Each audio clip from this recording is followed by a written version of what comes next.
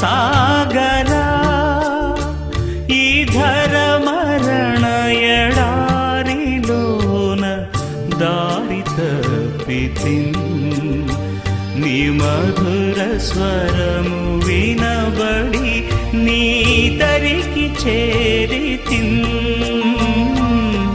దరికి చేరితిన్ ప్రేమ సాగరా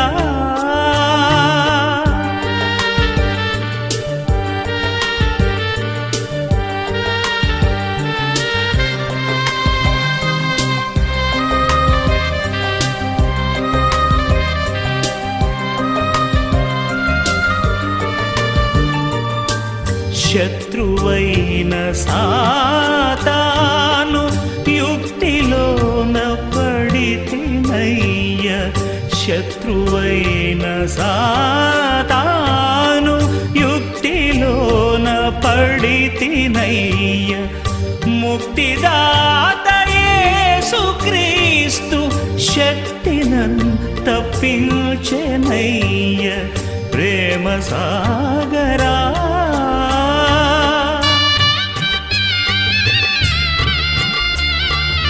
praise the lord. దేవునికి మహిమ కలుగును గాక. క్రీస్తునందు క్రీస్తు టీవీ విశ్వాసున్న సహోదరి సోదరులందరికీ నా ప్రియాభివందనాలు తెలియజేస్తున్నాను. ఈ శుభ సమయంలో ప్రభువును మహింపరచుకుందాం. ప్రియులారా, పోయిన వారంలో మనం విన్నాం, యేసు ప్రభువారు తన శిష్యులను పాదాలు కడుగుచున్న సమయంలో పేతురు గారు ఎదురు మాట్లాడుతూ, ప్రభువా నీవు నా పాదములు కడుగుదువా, అలా ఎన్నటికి కడగకూడదు అన్నాడు. ప్రభు ఏం సెలవిచ్చారు? పేతురు, నేను నిన్ను కడగనేడలా నాతో నీకు పాలు లేదు అని సెలవిచ్చారు. ఆ మాట విన్నప్పుడు పేతురు ఎంతో బాధపడి, ప్రభువా నా పాదములు మాత్రము కాదు, నా చేతులను నా కాళ్ళను సమస్తము కడగమని ప్రభును అడిగాడు. అందుకు ప్రభు, పేతురు స్నానం చేసుకున్నవాడు పాదములు మాత్రమే కడగబడితే చాలని సెలవిస్తూ కడగటం గురించి మనం వింటున్నాం. ఆయన కడిగాడు పేతురును. ఆ పేతురు ఆయన యొక్క ప్రభు యొక్క శిష్యులందరూ పరలోక మోక్షానికి వారు వారసులుగా ఉన్నారు. అయితే ఈ కడగబడే విషయంలో మనమును మన యొక్క ఆత్మకు ఉన్నటువంటి కల్మషములను, మన శరీరానికి ఉన్న కల్మషములను శుభ్రంగా కడుక్కుంటేనే పరలోక మోక్షానికి వారసులం అవుతామని, దేవునితో సత్సంబంధం కలిగి ఉంటామని తెలుసుకుంటున్నాం. కనుక రెండో భాగంగా విందాం. ఈరోజు ఈ కడగబడ్డ విషయంలో పరిశుద్ధుడైన దేవుడు తన ప్రవక్తల ద్వారా మాట్లాడించిన మాటల్లో యెషయా గ్రంథములో ఒక మాట విందాం. యెషయా ప్రవక్త తెలియజేస్తున్న మాట, యెషయా గ్రంథము 1వ అధ్యాయము 16వ వచనం నుంచి మనం ముందుకు సాగుదాం. దేవునికి మహిమ కలుగునుగాక. యెషయా గ్రంథము 1వ అధ్యాయము 16వ వచనము. మిమ్మును మీరు కడుగుకొనుడి, శుద్ధి చేసుకొనుడి, మీ దుష్క్రియలు నాకు కనబడకుండా వాటిని తొలగింపుడి, కీడు చేయటం మానుడి, మేలు చేయ నేర్చుకోండి. దేవునికి స్తోత్రం. చిన్న ప్రార్థన. సర్వోన్నతుడా, మహోన్నతుడా, సర్వ సృష్టికి ఆది సంభూతుడా, మీ ఉన్నతమైన మహోన్నతమైన సజీవమైన మీ నామానికి స్తోత్రాలు చెల్లిస్తున్నాము తండ్రి. ఈ సమయంలో మీ పవిత్ర నామం పేరిట మేము చేసిన ప్రార్థన విని నీ ప్రియబిడలందరినీ దీవించండి. మీ పవిత్ర వాక్కులను తండ్రి మాకు నీ దాసుడు నిలబడి మాట్లాడుచుండగా, మీ దాసుడు కేవలం వట్టివాడు, మీ ఆత్మతో నింపుకొని నీ ప్రియబిడలకు కావలసిన నీ దివ్య సందేశమును వినిపించమని మా తండ్రియు మీ యొక్క అద్వితీయ కుమారుడైన క్రీస్తు వారి పరిశుద్ధ నామములో ప్రార్థిస్తున్నాను పరమ తండ్రి. Amen, amen. అన్న మీ అందరికీ నా శుభాభివందనాలు. దేవుని ప్రియమైన సోదరి సహోదరులారా, దేవుని బిడ్డలారా, యెషయా ప్రవక్త చెప్తున్న మాట ఏంటంటే, మిమ్మల్ని మీరు కడుక్కొనండి. ఎలా కడుక్కోవాలి? ఏ సబ్బుతో కడుక్కోవాలి? ఏ విధమైనటువంటి సుగంధ ద్రవ్యాలు తెచ్చుకొని చక్కగా రాసుకొని కడుక్కోవాలి, స్నానం చేయాలి అంటే జీవం గల దేవుని వాక్యంతో కడుక్కొనండి. జీవంగల దేవుని మాటలతో కడుక్కొనండి. జీవంగల దేవుని ప్రార్థనలో మిమ్మల్ని మీరు కడుక్కొనండి. మీ మురికి ఏమిటి? మీరు శుభ్రపడటానికి కారణము మరి ఏముంది మీలో మురికి అంటే మన యొక్క దుష్క్రియలు, మన యొక్క పాపము, మన యొక్క మాటలు, మన యొక్క దూషణ మాటలు, మన యొక్క పాపపు చూపులు, మనలో ఉన్నటువంటి దుష్క్రియలు మాత్రమే మురికిగా కనిపిస్తున్నాయి దేవునికి. మానవుడి నీతి దేవుని దృష్టికి అది మురిగుడ్డలా కనిపిస్తుంది అంటాడు. కాబట్టి దేవుని వాక్యంతో మనం కడుక్కోవాలి. ప్రవక్త చెప్తున్నాడు యెషయా, మిమ్మల్ని మీరు కడుగుకొనుడి, శుద్ధి చేసుకొనుడి, మీ హృదయములను శుద్ధి చేసుకొనుడి, మీ మనస్సును శుద్ధి చేసుకొనుడి, మీ జీవితాలు పవిత్రంగా కడుక్కోండి దేవుని యొక్క వాక్యముతో. Praise the lord.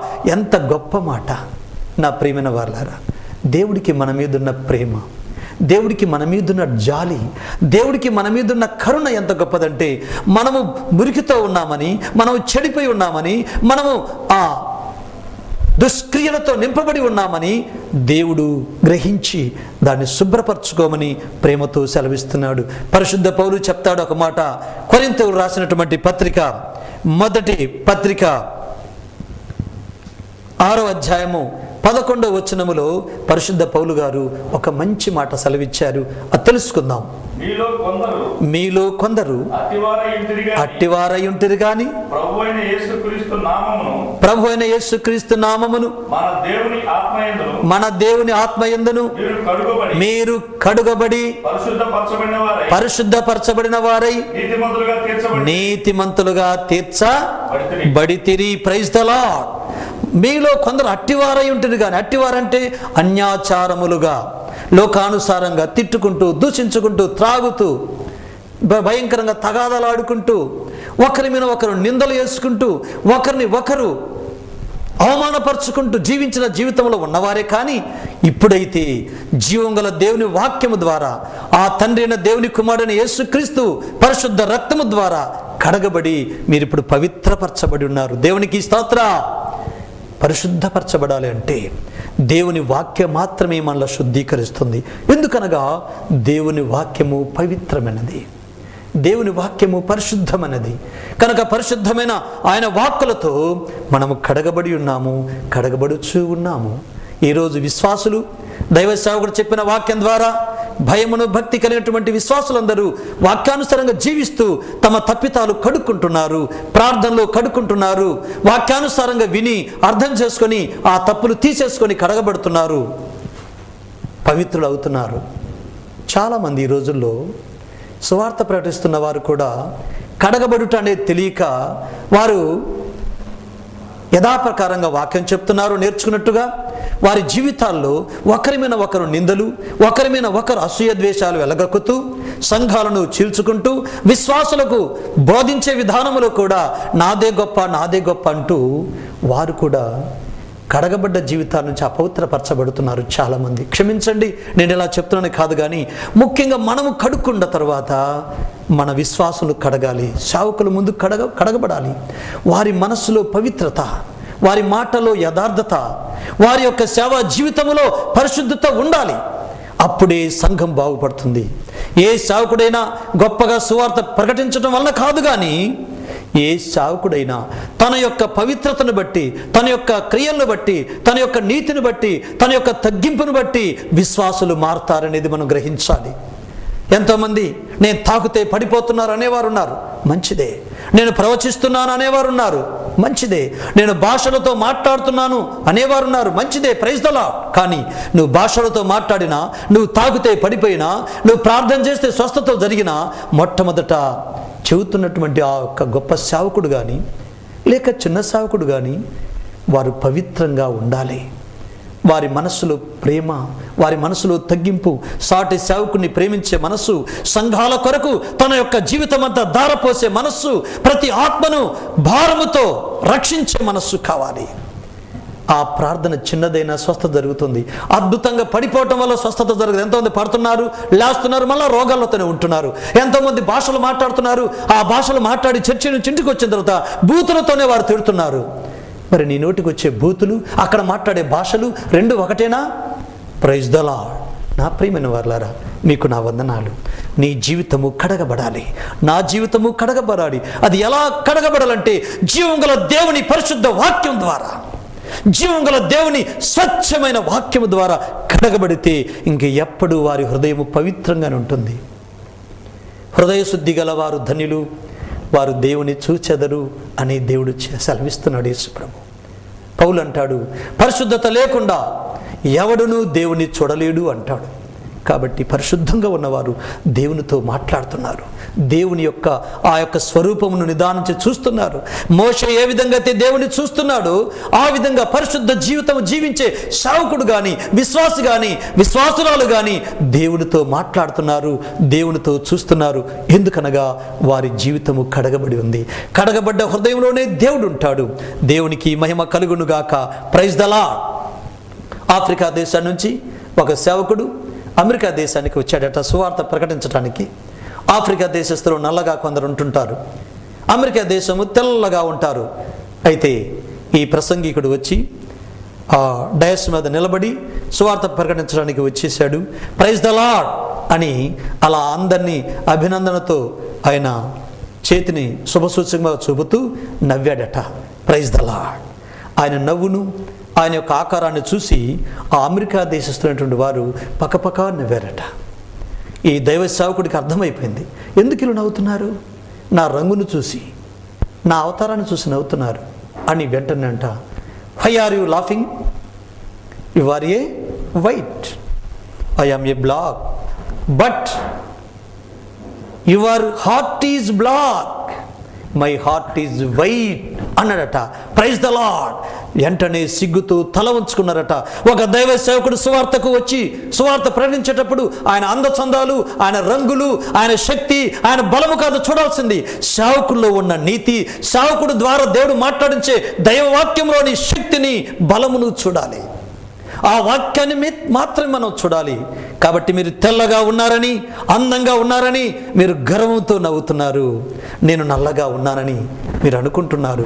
నా నలుపును గురించి కాదు కానీ నా హృదయము తెల్లగా ఉంది దేవుని సన్నిధిలో.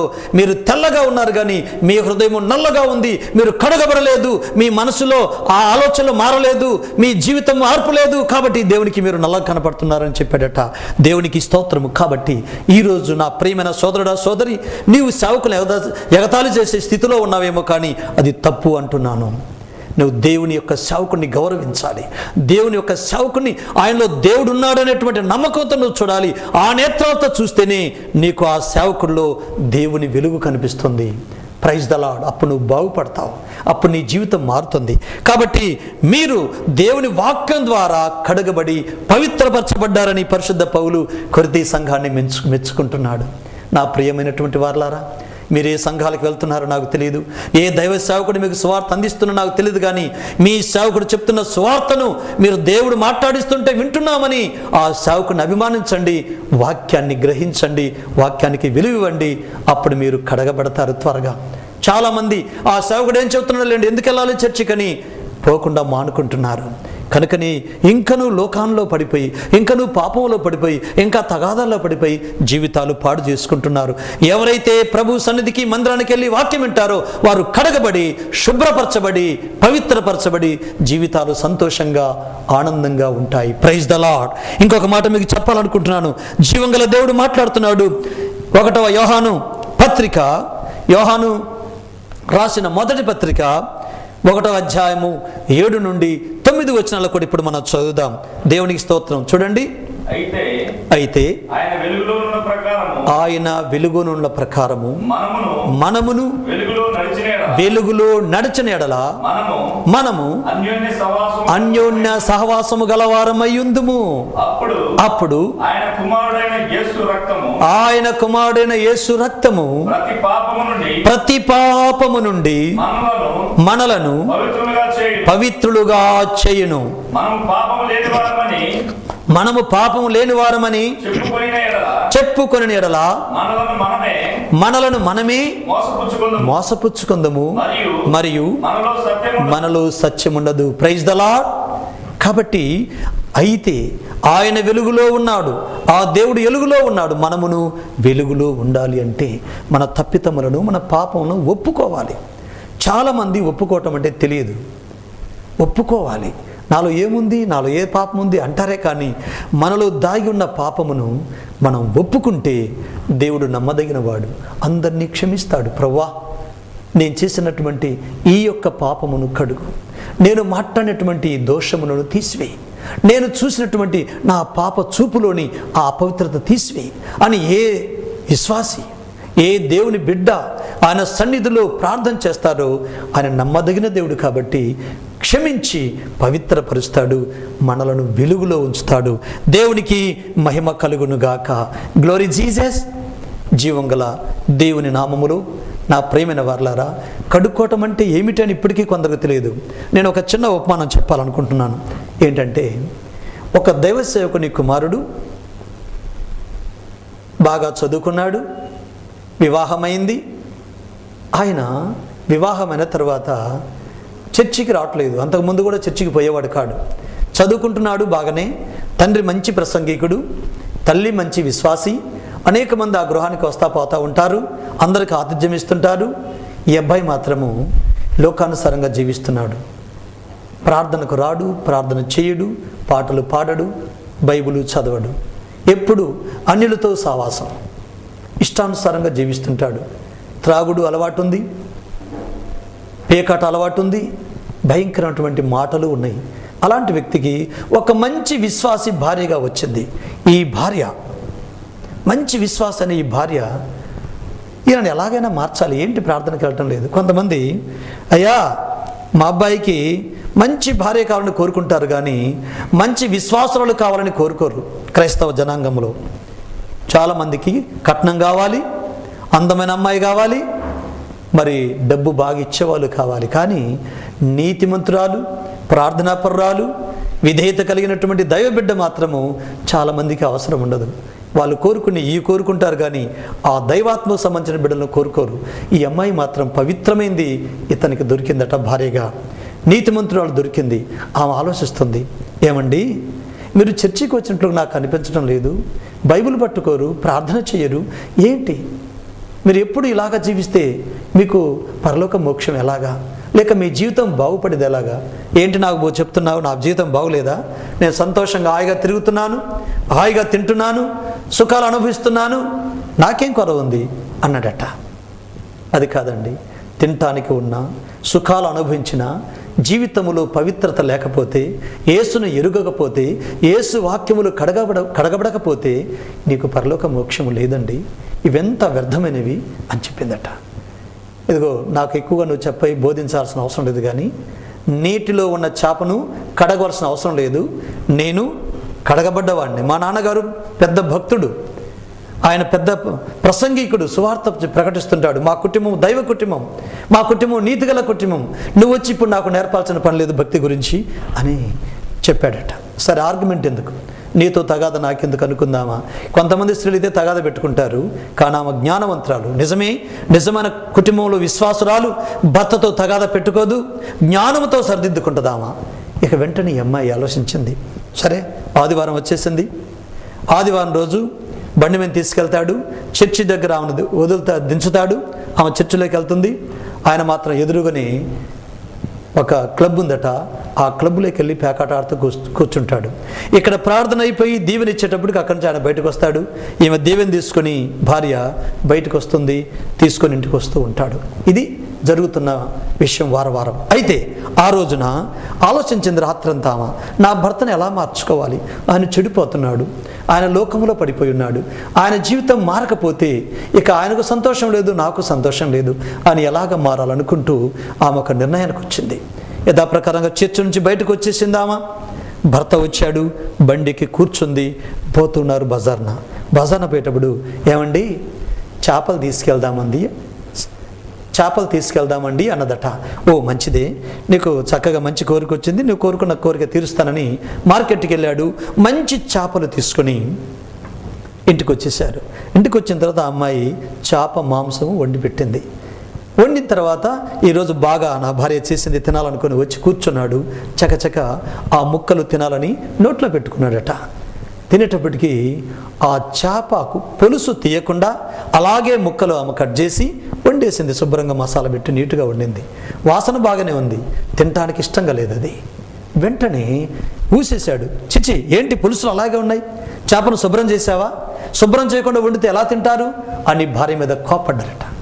ఆమంది నవ్వుతూ, ఎందుకండి అంత కోపడతారు, నేనేం తప్పు చేశాను, అది నీళ్ళలో ఉన్న చేపే కదా, దాన్ని మళ్ళా కడగాల్సిన పని ఏంటి, శుభ్రంగా ఉన్న చేపను కడగాల్సిన పని ఏంటి, నేను అలాగే నువ్వు చెప్పినట్లుగానే మా కుటుంబము భక్తిగల కుటుంబము, మేమంతా ప్రార్థనాపరులము, మేము బైబిల్ చదవాల్సిన అవసరం లేదు, నా తప్పులు ఒప్పుకోవాల్సిన పని లేదు, నన్ను నేను కడుక్కోవాల్సిన అవసరం లేదు, నేను ఎలా ఉన్నా పరలోక మోక్షాన్ని పోతానన్నావు కదా, అలాగే ఆ చేప కూడా నీళ్ళలో పుట్టింది, నీళ్ళలో పెరిగింది, శుభ్రంగా ఉంది అని చెప్పి నేను కట్ చేసి పెట్టాను, నీకు తినబుద్ధి కాలేదా అని అడిగిందంట. చిచి ఎలా తింటారు ఇలాగ, దాని పులుసుని తీసేయాలి, శుభ్రంగా వండి తినేది అని చెప్పాడట. అలాగైతే నా ప్రియమైన భర్త, నీవు కూడా యేసు ప్రభువుకి ఇష్టంగా జీవించాలంటే నీలో ఉన్న పులుసులనే ప్రతి పాపమును, ప్రతి పేకాటను, ప్రతి తాగుడను, ప్రతి తగాదాను, ప్రతి లోక ఆశలను తీసేసుకొని వాక్యం ద్వారా కడగబడితే దేవునికి ఇష్టంగా ఉంటావు. అప్పుడు నిన్ను చూసి ఆయన సంతోషిస్తాడు, నా ప్రియమైన కుమారుడు, నా సాధనము, నా స్వాస్థ్యమని ఆనందిస్తాడు. ఆయన నీతో ఎన్నో అద్భుత కార్యాలు చేసుకుంటాడు. మీ నాన్నగారు చేస్తున్న సేవ కంటే ఎక్కువ సేవ నీకు ఇస్తాడు ఆ దేవుడు. అప్పుడు నీవు ఎన్నో ఆత్మలు పట్టేటువంటి జాలరుగా ఉంటావు, గొప్ప దైవ సేవకుడు అవుతావు. నా ఒక్కదానికే కాదు, ప్రజలందరికీ ఇష్టంగా ఉంటావు, దేవునికి ఇష్టంగా ఉంటావు. నేను సంతోషిస్తానని చెప్పి భర్తకు నీటుగా ఆమె బుద్ధి చెప్పిందట. Praise the lord. కాబట్టి ఈరోజు నా ప్రియమైన సోదరి సహోదరుడా, నీవు కడగబడకపోతే, జీవం గల దేవుళ్ళు కడగబడకపోతే నేను దేవునికి పనికిరాం. ఆయన సన్నిధిలో మన ప్రతి తప్పును ఒప్పుకోవాలి, ప్రతి పాపమును కడుక్కోవాలి, కన్నీటి ప్రార్థన ద్వారా హృదయం శుద్ధి చేసుకోవాలి. మనలో అన్నీ తీసేసుకుంటే దేవునికి ఇష్టంగా ఉంటాం. అందుకే పేతురు, నేను నిన్ను కడగని ఎడల పరలోక రాజ్యములో నాతో పాలు లేదు అని ప్రభువారు సెలవిచ్చారు. దేవునికి స్తోత్రము కలుగాక. Praise the lord. ఓ ప్రియ సంగమా, ఓ ప్రియ దేవుని బిడలారా, మీరు నిజంగానే దేవుని ఎదుగుతున్నారు కాబట్టి నీలో, నాలో, మనలో తెలియకుండా కొన్ని పాపాలు ఉంటాయి. అవి ఈరోజు కడిగేసుకుందాం, ఒప్పుకుందాం. భార్యాభర్తల మధ్యలో సమాధానంగా ఉందాం, కుటుంబం మధ్యలో సమాధానంగా ఉందాం, సంఘం మధ్యలో సమాధానంగా ఉందాం. సంఘములు తగాదాల వలన పార్టీలు పెరుగుతున్నాయి, కక్షలు పెరుగుతున్నాయి. కాబట్టి యేసునామములో తీసేసుకొని ప్రశాంతంగా కడగబడి ఆనందముతో సంతోషముతో జీవిద్దాం. Praise the lord. ఇట్టి కృప దేవుడు దయచేయునుగాక. చిన్న ప్రార్థన. సర్వోన్నతుడా, నీకు వందనాలు, స్తోత్రాలు. నీ ప్రియ బిడలు నీ వాక్యం విన్నారు తండ్రి.